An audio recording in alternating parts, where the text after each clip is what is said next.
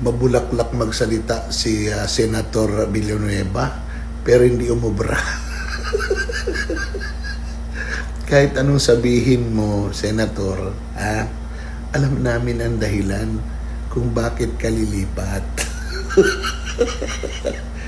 Huwag ka nang magdadrama. No amount of rhetoric, no amount of convincing speeches can persuade the Filipino people to believe in you.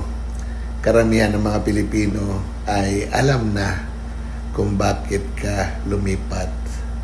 Ayaw mo na magkaroon ka ng kaso kahit na alam mo na meron ka naman talagang kasalanan.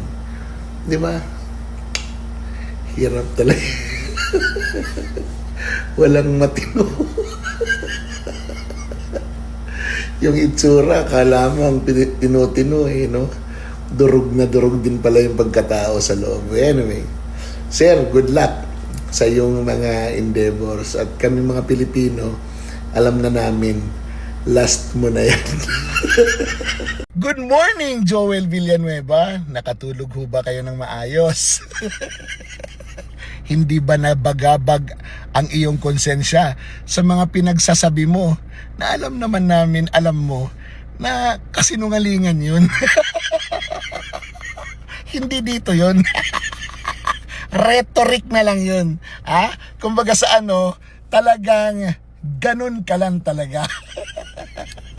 Anyway, kinukumusta ka ng taong bayan, na mga Pilipino na minsan ay humanga sa'yo. Matatakot ka rin pala pag hinarap na sa'yo yung katotohanan na may kasalanan ka rin sa flood control. Well, ganun talaga, di ba? Pag makaporma ka sa plenary, akala mo napakatuwid mo talaga. Ngayon na natakot ka, alam namin guilty ka.